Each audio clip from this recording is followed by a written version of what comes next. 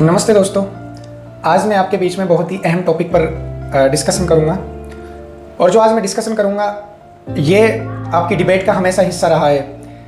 ये सभाओं में ये अक्सर मैंने ये बड़े बड़े नेतृत्वशील व्यक्तियों के साथ और अपने सामने मैंने ये चर्चाएं होती हुई सुनी है। मैंने अक्सर सुना है कि कुछ लोगों का मत होता है, कुछ लोगों का कहना होता है कि आप राजनीति में चले जाइए, आप देश की व्यवस्था को बदल देंगे। राजनीति इन द सेंस कि आप पॉलिटिकल नेता बन जाइए, आप देश का प्रधानमंत्री बन जाइए, आप देश का मुख्यमंत्री बन जाइए, आप एमएलए बन जाइए या आप सांसद बन जाइए।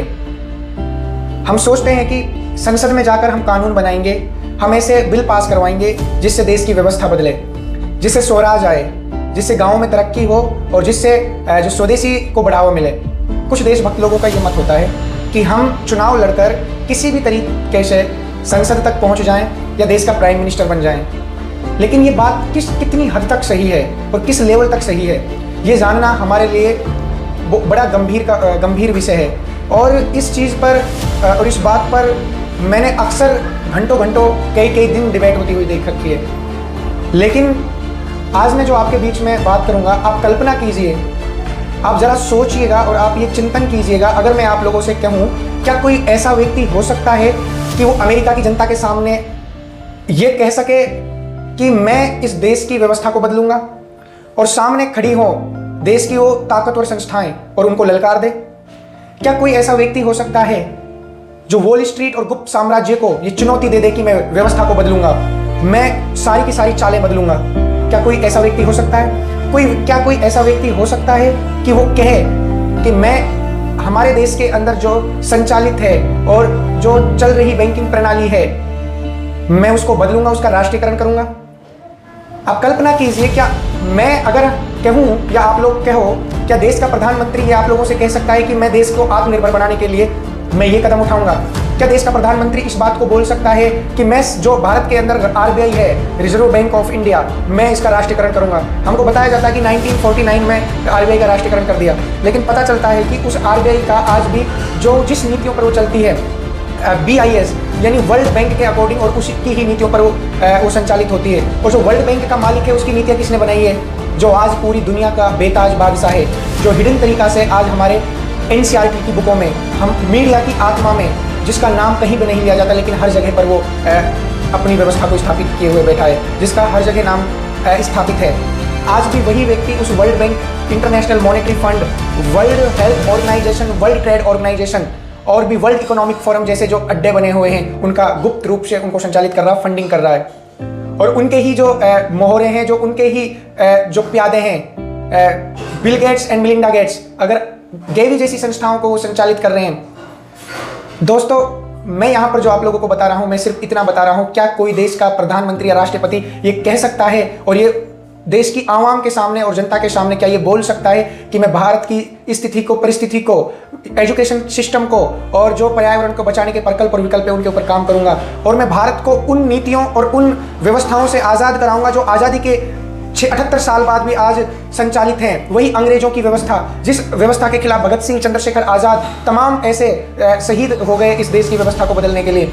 क्या ये सारी बातें हमारा देश का प्रधानमंत्री कह सकता है? लेकिन साथियों, यही बातें और यही काम किया था अमेरिका के राष्ट्रपति ने, जिसकी दिन दहाड़े गोली मारकर हत्या कर दी गई। मैं आप लोगों के बीच में जिसका बात कर रहा था, आप लोगों को पता होगा, और वही अमेरिका का जो राष्ट्रपति था जिसका नाम था जॉन फिट्जगेराल्ड केनेडी। 1960 में जब वो अमेरिका का राष्ट्रपति बना तो उसके चेहरे पर एक ही मुस्कान थी कि लोगों को उम्मीद देती थी और आंखों में ऐसा आत्मविश्वास था, जो ये सपने देख रहा था, ये सपने सजा रहा था, ये नीतियां बना रहा था कि मैं अमेरिका की फेडरल रिजर्व बैंक का राष्ट्रीयकरण करूंगा, मैं फेडरल रिजर्व बैंक जो गुप्त साम्राज्य के माध्यम से संचालित है, मैं उसको अपने हाथों में लूंगा। लेकिन किस्मत को शायद यह रास नहीं आया। सिर्फ 3 साल बाद एक दोपहर कैमरे के सामने लाखों लोगों की आंखों के सामने उस मुस्कान को गोली मार दी गई।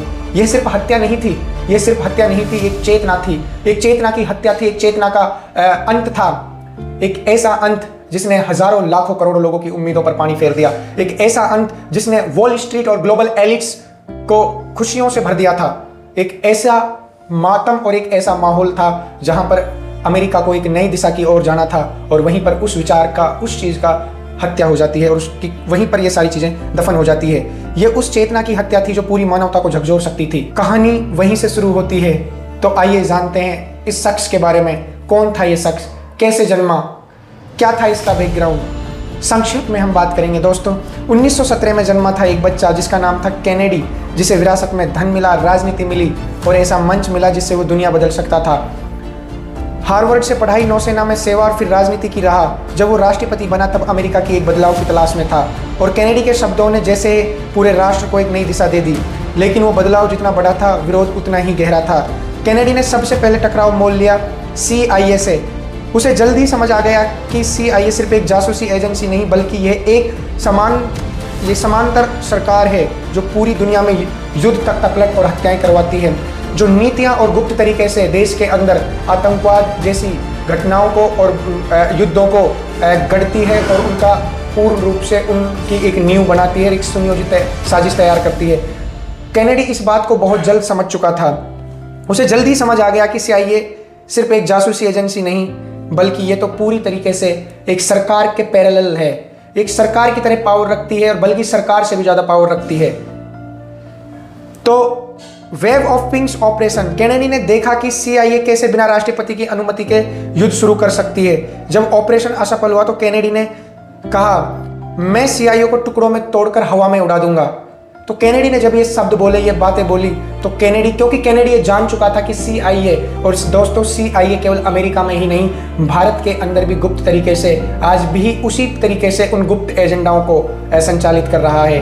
ये बात आपको जानना बेहद ज़रूरी है और मैं जितनी बातें आप लोगों को बोलूँगा इन सारी बातों को आपको डिस्क्रिप्शन में आप इनके लिंक मिल जाएंगे, वहाँ पर जाकर आप देख सकते हो, पढ़ सकते हो, विचार कर सकते हो। बहरहाल जब केनेडी ने ये बात बोली, मैं CIA को टुकड़ों में तोड़कर हवा में उड़ा दूंगा, तो उसने CIA डायरेक्टर अलन डेलेस को बर्खास्त किया। लेकिन क्या विडंबना थी, देखिए क्या विडंबना थी। जिस CIA के अधिकारी को उन्होंने बर्खास्त किया था, विडंबना ये देखिए कि केनेडी की हत्या के बाद वही अधिकारी केनेडी की हत्या की जांच करता है। जांच करने वाली जो वारेन कमीशन का हिस्सा बना। क्या आप समझ पा रहे हो ये खेल कैसा था? फिर केनेडी ने हाथ डाला फेडरल रिजर्व पर। उसने एक आदेश जारी किया, एग्जीक्यूटिव ऑर्डर 11,110। फिर उसने एक आदेश जारी किया, एक एग्जीक्यूटिव ऑर्डर जारी किया 11,110। इस ऑर्डर ने पूरी जो फेडरल रिजर्व बैंक थी, ये पावर और ये सारी की सारी जो इसका केनेडी के हाथ में सब कुछ आ चुका था। अब केनेडी के पास वो पावर आ चुकी थी कि अब वो डॉलर को अपने अकॉर्डिंग छाप सकता था। अब वो रुपया छापने की पूरी डिसीजन मेकिंग पावर, कितना रुपया छापना, कैसे छापना, उन सारी चीज़ों का निर्णय अब केनेडी के हाथ में आ चुका था, जो कि सबसे बड़ा खतरा था उन ग्लोबल एलिट्स को, जिनको आज हम कॉन्स्पिरेसी थ्योरिस्ट का नाम देकर उन चीज़ों को दफन कर देते हैं। फेसबुक पर अगर हम पोस्ट डालते हैं तो उनको फेसबुक की गाइडलाइन के वॉयलेंस के कारण उनको डिलीट कर दिया जाता है, यूट्यूब पर स्ट्राइक और वीडियो को डिलीट कर दिया जाता है। वो वही एलिट्स थे जो आज भी RBI को गुप्त तरीके से संचालित कर रहे हैं। और केनेडी ने सेम वही किया जो भारत के अंदर नेताजी सुभाष चंद्र बोस ने किया था। जो नेताजी सुभाष चंद्र बोस ने भी क्या किया था, उन्होंने अपनी बैंक स्थापित करी, उन्होंने अपना रुपया चलाया, उन्होंने अपनी करेंसी बनाई, जो कि पूर्ण रूप से इम्प्लीमेंट उन्होंने करी। लेकिन आज़ाद जी के साथ भी वही हुआ जो केनेडी के साथ हुआ। केनेडी ने जब फेडरल रिजर्व बैंक का राष्ट्रीयकरण करा और वो एग्जीक्यूटिव ऑर्डर को पास करा, तो उन्होंने पूरी तरीके से जब सारा कुछ अपने हाथों में ले लिया फेडरल रिजर्व बैंक के अकॉर्डिंग, अब उनका जो खुद का आर्थिक कंट्रोल जो मिल रहा था, ये आदेश के कारण ही था। ये आदेश इतना ताकतवर था कि कुछ ही महीनों में 4.3 बिलियन डॉलर के नोट छप चुके थे। लेकिन केनेडी की हत्या के कुछ ही दिन बाद वह आदेश पूरी तरीके से रद्द कर दिया गया। क्या ये एक संयोग था या फिर कोई ऐसा खेल जिसमें सब कुछ पहले से तय था? केनेडी ने सिर्फ आर्थिक और खुफिया संस्थाओं से ही नहीं बल्कि गुप्त समाजों से भी टकराव किया। उसने एक ऐतिहासिक भाषण में कहा, secrecy is repugnant in A free and open society. उसने एक ऐसी साजिश का जिक्र किया जिसे उसने मोनोलिथिक एंड रथलेस कॉन्स्पिरेसी कहा, एक एकीकृत निर्दयी साजिश। केनेडी जानता था कि एक छुपा हुआ तंत्र है। केनेडी इस बात को बहुत अच्छी तरीके से जान चुका था कि एक छुपा हुआ तंत्र है जो पूरी तरीके से गुप्त तरीके से पर्दे के पीछे रहकर इस दुनिया के लिए नीति बना रहा है, इस पूरी दुनिया को गुमराह करके और पूरी दुनिया को कंट्रोल में लाना चाहता है। वो ऐसी सारी की सारी उन चीज़ों को केनेडी जान चुका था। केनेडी इस बात से परिचित हो चुका था कि आने वाले समय में लोगों को गुलाम बनाया जाएगा, इस लेवल पर गुलाम बनाया जाएगा, ना तो लोगों के पास खुद से खाने की और ना ही पीने की, ना ही कहीं आने जाने की, ना कहीं घूमने की, ना ही किसी से बात करने की पूर्ण रूप से कोई भी आज़ादी नहीं होगी। क्योंकि केनेडी इस बात से परिचित हो चुका था कि जो गुप्त साम्राज्यों से जिनसे उन्होंने वो दुश्मनी मोल ली थी कि वो इस दुनिया को केवल और केवल कीड़े मकोड़े समझते हैं। आज जिस न्यू वर्ल्ड ऑर्डर की बात तमाम संगठनों के माध्यम से बात करी जा रही है, अलग अलग NGO हो गए या तमाम संगठन हो गए या मोर्चा हो गए, पिछले 3 साल से आपने देखा होगा जनता सरकार मोर्चा भी इस मुहिम में लगा हुआ है, जो न्यू वर्ल्ड ऑर्डर को पूरी तरीके से एक्सपोज कर रहा है। वो बता रहा है कि जनता सरकार मोर्चा के लोग, हम पिछले 3 साल से लोगों को सड़कों पर चीख कर ये बता रहे हैं कि सरकार एक ऐसे ऑर्डर को इम्प्लीमेंट और एग्जीक्यूट करने जा रही है जो पूरी दुनिया को एक करेंसी में, वो कहते हैं कि हम पूरी दुनिया को वन वर्ल्ड करेंसी बनाएंगे, वन वर्ल्ड रिलीजन बनाएंगे, वन वर्ल्ड एवरीथिंग इज 111। वो कहते हैं कि हम जब पूरी दुनिया में एक सरकार होगी, एक धर्म होगा, एक करेंसी होगी, एक सेना होगी, एक परिवार होगा, सब कुछ जब एक होगा तो अब इन सारी चीज़ों को उन लोगों को एक करना है। अब उन लोगों को ये सारी चीज़ें एक करनी है। वो जैसे सपना देखते हैं कि हमें वन वर्ल्ड गवर्नमेंट बनानी है, तो उस वन वर्ल्ड गवर्नमेंट को बनाने के लिए उन्होंने एक साजिश रची, और जिस साजिश की नींव रखी गई थी 1947 में मैक्सिको में, जो आपको दिखाया जाता है कि रोसेल में जो UFO क्रैश हुआ था, वो आपको बताया जाता है कि वो एलियंस भारत पर एलियंस दुनिया में आ चुके हैं और एलियंस का UFO क्रैश हुआ था यहाँ पर। आज वो मैक्सिको में जब आप जाके देखोगे रोसेल में, वो आज पर्यटक स्थल बन चुका है, वहाँ लोग घूमने के लिए जाते हैं। लेकिन आप देखोगे उसी ही समय 1949 और 50 में बॉलीवुड जैसी मूवियाँ एलियंस के ऊपर आनी शुरू हो जाती है, न्यूज़पेपरों में छपना शुरू हो जाता है, बुक्स के अंदर पढ़ाना शुरू कर दिया जाता है। ऐसा क्या होता है? क्या ये संयोग था केवल ये क्या एक साजिश थी या क्या था ये, जो जब आपको वन वर्ल्ड गवर्नमेंट की जब बात रखी गई और वन वर्ल्ड की जब बात आई तो उन्होंने कहा कि पूरी दुनिया की सरकार को एक हो जाना चाहिए, क्योंकि अब एलियंस अटैक करने वाले हैं और पूरी पृथ्वी की सरकारों को, लोगों को उनसे लड़ना होगा। और उनसे लड़ने के लिए उन्होंने जन्म दिया इस चीज़ का, क्योंकि उन्होंने वन वर्ल्ड गवर्नमेंट बनानी थी। फिर वो बात करते हैं वन वर्ल्ड रिलीजन की, वन वर्ल्ड रिलीजन को वो लाना चाहते। अब इससे आगे जो उन्होंने बताया कि ब्लू बीम प्रोजेक्ट के माध्यम से वो लोग बताएंगे कि तुम आसमान में नकली मसीहा ईश्वरवाद का आपको भ्रम दिखाकर, और आप लोग उसी ही चीज़ में आप लोगों की जब वो माइंड प्रोग्रामिंग कर देंगे तो आप मानने के लिए तैयार हो जाओगे। तो फिर वो लोग कहेंगे कि पूरी दुनिया के धर्म को एक हो जाना चाहिए। फिर इसके आगे आप लोग देखोगे वो जो वन वर्ल्ड करेंसी की बात कर रहे हैं, वो पूरी तरीके से अगर उनको लोगों को कंट्रोल करना है तो वो लोगों को पूर्ण रूप से एक कोड में बांध देना चाहते हैं। जैसे आप लोगों को एक कैदी को नंबर दे दिया जाता है, ऐसे ही आपको आधार ID के माध्यम से नंबर दे दिया गया। आपको नहीं पता कि आधार कार्ड का नंदन नीलकेणी जो उसका मालिक है, आधार कार्ड एक unique identification authority of India, ये कोई सरकारी संस्था नहीं है, इसका मालिक है नंदन नीलकेणी। और ये जो नंदन है, फर्क इस बात से नहीं पड़ता कि ये इसका मालिक है, लेकिन बात इससे फर्क पड़ता है कि ये आधार कार्ड बनाया क्यों गया। जबकि सुप्रीम कोर्ट ने ये बिल्कुल बात मना करी थी कि ये जो लोगों की प्राइवेसी है उसके ऊपर एक प्रश्न चिन्ह है, इसको मंजूरी नहीं दी जा सकती। सुषमा स्वराज ने इस चीज़ का विरोध किया था कि ये आधार कार्ड गुलामी का प्रतीक साबित होगा, लेकिन उसके बाद भी आधार कार्ड को इम्प्लीमेंट करा गया। बहरहाल आधार कार्ड के बारे में हम अगली वीडियो में विस्तार से चर्चा करेंगे। तो मैं बात कर रहा था वन वर्ल्ड करेंसी, इस सारी की सारी कड़ियाँ जुड़ी हुई हैं इन्हीं चीज़ों से कि वो वन वर्ल्ड करेंसी के बाद CBDC digital bank, central bank digital currency को लाना चाहते हैं। उससे लगभग 55 से ज़्यादा देशों में ये लागू हो चुका है, एक्सपेरिमेंट हो चुका है। चाइना के अंदर ऑलरेडी इंप्लीमेंट हो चुका है, वहाँ पर सोशल क्रेडिट सिस्टम आ चुका है, यूनिवर्सल बेसिक इनकम आ चुका है। जो लोग यूनिवर्सल बेसिक इनकम का मतलब यहाँ पर यह है एक social score, social credit score. आपको जैसे आपका सिविल स्कोर होता है, अगर आप बैंक का लोन नहीं भरते हो तो आपका सिविल स्कोर नीचे गिरा दिया जाता है। सेम उसी प्रकार से जब आप सरकार की नीतियों का विरोध करते हो तो उसी प्रकार से सरकार नीतियाँ बनाएगी, जो भी नीतियाँ बनाएगी। जैसे उन्होंने पेंडेमिक ट्रीटी पर सिग्नेचर कर दिया, और पेंडेमिक ट्रीटी की जो भी कोई उस आदेश को पारित हुए को नहीं मानेगा तो उसका सारी की सारी चीज़ें उस आधार कार्ड के साथ जो कनेक्ट है एक ही सेकंड में बंद कर दी जाएंगी। आप पूर्ण रूप से कंट्रोल कर ले जाओगे, ना ही आप सरकार के खिलाफ बोल पाओगे, ना ही आप किसी गलत के खिलाफ विरोध कर पाओगे। और इसीलिए वो पूरी तरीके से करेंसी को कैशलेस करने जा रहे हैं, और उसी का ही हिस्सा है ये CBDC currency. Social credit score आते ही आप लोगों के पास कुछ नहीं बचेगा, मूत भी आप अपनी मर्जी से नहीं, हक भी आप अपनी मर्जी से नहीं सकोगे। तो ये सारी की सारी चीज़ें पूरा न्यू वर्ल्ड ऑर्डर का हिस्सा है, जो केनेडी इस बात को बहुत अच्छे तरीके से जान चुका था, बहुत अच्छे तरीके से वो इस बात को समझ चुका था कि भारत नहीं, अपितु जब वो जान चुका था कि अमेरिका के लोग आने वाली नई दास्ता की ओर जा रहे हैं, तो जब उन्होंने विरोध किया इस चीज़ का, जब उन्होंने जाना कि केनेडी जानता था कि एक छुपा हुआ तंत्र है जो दुनिया को कंट्रोल कर रहा है, और उसने उस तंत्र को चुनौती दी। ये सिर्फ चुनौती अमेरिका के अंदर ही नहीं, दुनिया भर में गूंज रही थी। जब केनेडी को पता चला कि इजराइल गुप्त रूप से परमाणु बम बना रहा है, तो उसने साफ कहा अमेरिका की इसको जांच करनी है। इजरायली प्रधानमंत्री बेन गुरियन ने विरोध किया और अंततः इस्तीफा दे दिया। इतिहास बताता है कि इसके बाद मोसाद और CIA का गठजोड़ शुरू हुआ। फिर आया वियतनाम का मुद्दा। केनेडी जानता था ये युद्ध सिर्फ मुनाफे के लिए लड़ा जा रहा है। उसने आदेश दिया अमेरिका 1965 तक वियतनाम से सेना वापस बुलाएगा, लेकिन यह आदेश उसके लिए मौत की घंटी बज गया।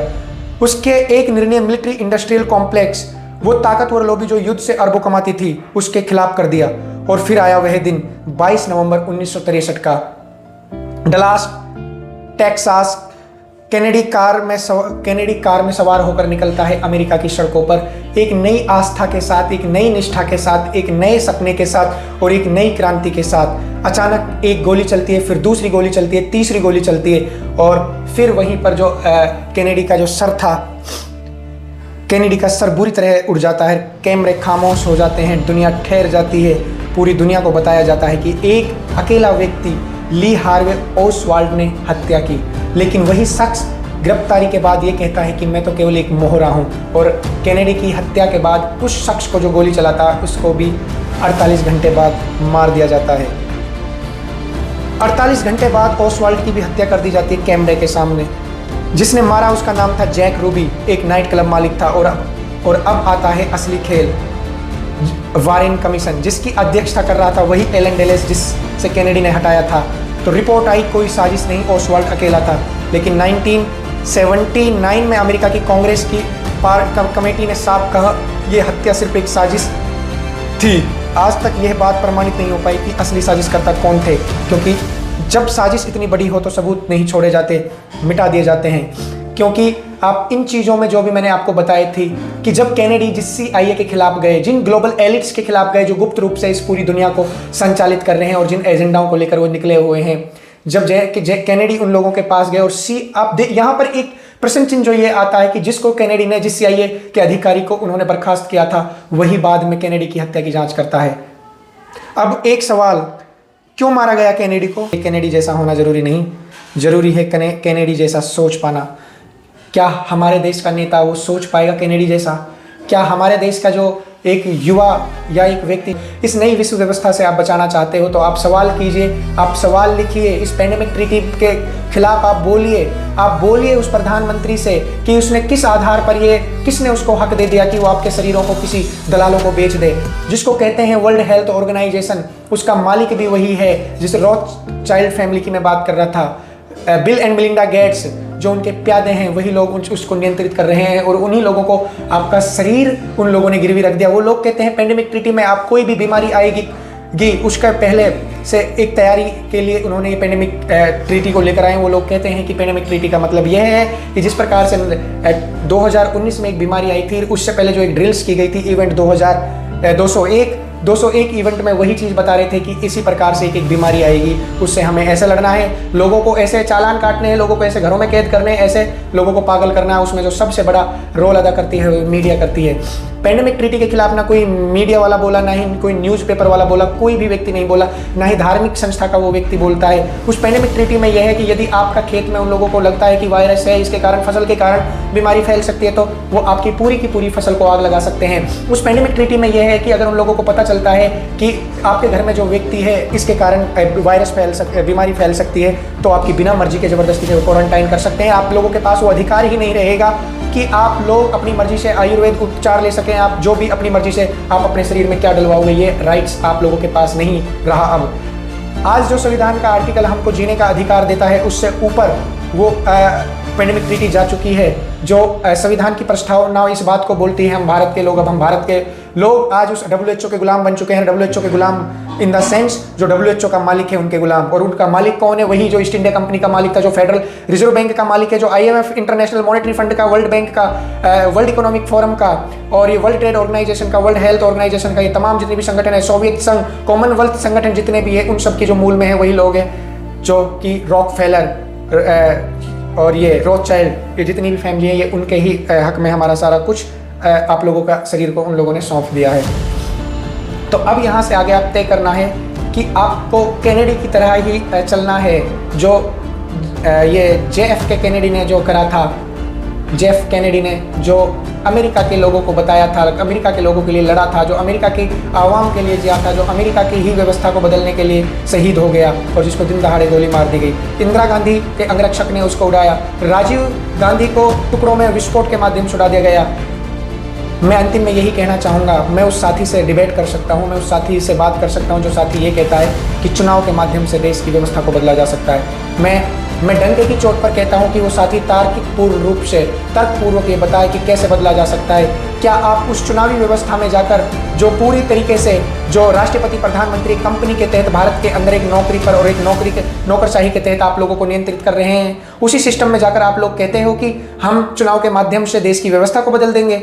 जिन लोगों ने ये पूरी की जो एक गवर्नमेंट एक्ट के माध्यम से और जिस देश की आज भी जिस RBI देश का प्रधानमंत्री, राष्ट्रपति, मुख्यमंत्री, चीफ जस्टिस जो आज भी किसी के नियमों का पालन करते हैं और किसी के आदेश का इंतजार करते हो, जिस देश के अंदर विदेशी आक्रांताओं जिन्होंने इस देश को गुलाम बनाया, जिन लोगों ने इस देश की पुण्य भूमि को रक्त से रंग दिया था, जिन्होंने रक्त रंजित कहानियां से हमारा इतिहास लिख दिया था, आज उन लोगों की मृत्यु पर यह देश शोक मनाता है।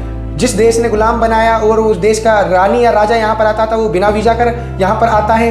आज उन्हीं लोगों की एजुकेशन व्यवस्था, स्वास्थ्य व्यवस्था, तमाम वो सारी चीज़ें चली हुई हैं, उनको तो हम आज तक बदल नहीं पाए। बदलने की कोशिश करी थी लाल बहादुर शास्त्री ने, लाल बहादुर शास्त्री के साथ क्या हुआ? बदलने की कोशिश करी थी इंदिरा गांधी ने, उसके साथ क्या हुआ? बदलने की कोशिश करी थी राजीव गांधी ने, उसके साथ क्या हुआ? और फिर अंतिम समय में जो अभी वर्तमान में जो बदलने की कोशिश करी थी किसने? राजीव दीक्षित ने, उसके साथ क्या हुआ? ये तमाम उदाहरण और ये सारी घटनाएं इतिहास की ये बताती हैं कि सत्ता के अंदर राष्ट्रपति, जैसे जो अमेरिका का 35वां राष्ट्रपति था कैनेडी, उसको दिन दहाड़े मौत के घाट उतार दिया गया, लोकतंत्र के नाम पर गद्दाफी को मार दिया गया। ये तमाम घटनाएं आप लोगों को केवल और केवल सबक नहीं, चेतावनी देती है। एक ही रास्ता है, जन जागरण के माध्यम से आप लोगों को बताना होगा कि आने वाली क्रांति का मतलब केवल और केवल सत्ता परिवर्तन नहीं, एक व्यवस्था परिवर्तन है। एक ऐसी व्यवस्था जिस व्यवस्था की गांधी बात क्या करते थे, जिस व्यवस्था की बात हमारे देश के जो लगभग इस देश को आज़ाद कराने के लिए 7.5 लाख से ज़्यादा लोग जो शहीद हो गए, जिस व्यवस्था की बात करते थे, वही राम राज्य जिसकी राजीव दीक्षित जी ने बात की थी। इन तमाम चीज़ें और ये तमाम घटनाएं ये हम लोगों को सबक सिखाती है कि आप लोग कैसे करोगे, कैसे निकलोगे, कैसे लड़ोगे। ये इतिहास की घटनाएं सबक के साथ साथ एक चेतावनी है। इसीलिए इस न्यू वर्ल्ड ऑर्डर को समझिए, न्यू वर्ल्ड ऑर्डर के खिलाफ आप मुहिम को छेड़िए, गांव-गांव जाकर लोगों को ये बताइए, एक व्यक्ति को ये समझाइए, बताइए कि जो देश के अंदर जो चल रहा है वो केवल और केवल एक सुनियोजित और पर्दे के पीछे की साजिश है, जिससे हम अनभिज्ञ हैं। हम उस अराजकता की ओर बढ़ रहे हैं जिसका अंजाम केवल और केवल आपके कफन और आपकी मृत्यु में है। जिस प्रकार से झूठी महामारी के नाम पर 2019 में आप लोगों को घरों में कैद कर दिया गया, आपका बिजनेस ठप कर दिया गया, ना जाने क्या क्या चीज़ें आप लोगों के साथ घटित हुई। क्या आप उस दिन का इंतजार कर रहे हो कि हमारी माँ, बहन, बेटियाँ तक वो लोग पहुँच जाएंगे? सवाल आपको छोड़ता हूँ, कमेंट आप कीजिएगा। जो लोग साथ हैं, एक विजन डॉक्यूमेंट्स दूंगा मैं उन लोगों के लिए, मैं उन लोगों की एक रणनीति दूंगा कि हम कैसे लड़ सकते हैं, कैसे चल सकते हैं। मैं उन लोगों को बताऊंगा कि हम लोग कैसे जीत सकते हैं इस लड़ाई को। जो लोग ये कहते हैं कि उन लोगों के पास हार्ट अटैक जैसी व्यवस्था है, तो मैं उन लोगों को पैरेलल में कहते हूँ कि वो कहते हैं कि कैम्पट्रेल के माध्यम से वो लोग बरसात करा सकते हैं, सूखा कर सकते हैं, कुछ भी कर सकते हैं हार्ट बारदा डार्पा जैसी टेक्नोलॉजी का प्रयोग करके। तो पैरेलल में उनका भी समाधान है हमारे पास। हमारी वही वैदिक सनातन संस्कृति की तरफ हम लौटेंगे और उसमें हर उस व्यवस्था का जिक्र है, हर उस समस्या का समाधान है जिस समस्याओं का हम ये देख रहे हैं कि कुछ समाधान ही नहीं है। केवल और केवल बस बशर्त है कि हमें उस व्यवस्था की तरफ ही लौटना है जो पुरानी है। व्यवस्था बनाने की ज़रूरत नहीं है, बनी हुई है। और ये व्यवस्था जो वर्तमान में चली हुई है, नॉट वोट को डिवोट, मात्र और मात्र ये सारी की सारी व्यवस्था ताश के पत्तों की तरह ये महल बना हुआ है, केवल और केवल एक ठोकर लगने की जरूरत है, पूरी ताश के पत्तों की तरह ये ढह जाएगी। सवाल आपके पास है, अगली वीडियो में हम बात करेंगे कि गद्दाफी को कैसे मारा गया, नेताजी सुभाष चंद्र बोस को कैसे मारा गया, गद्दाफी का क्या दोष था, और उससे अगली वीडियो में हम बात करेंगे कि लाल बहादुर शास्त्री को ताशकंद जैसे षड्यंत्र रचे गए, और जो आज भी उनकी जो धर्मपत्नी जिन्होंने कहा कि उनकी मृत्यु के वक्त भी जब वो उनकी डेड बॉडी आई वो पूरी तरीके से नीली पड़ी हुई थी, इसके पीछे क्या साजिश थी, तमाम इन चीज़ों पर हम बात करेंगे। इस वीडियो में इतना ही। आप लोग इस वीडियो को ज़्यादा से ज़्यादा शेयर कीजिए, ज़्यादा से ज़्यादा लोगों को भेजिए। सब इस वीडियो में इतना ही। सभी साथियों को नमस्ते।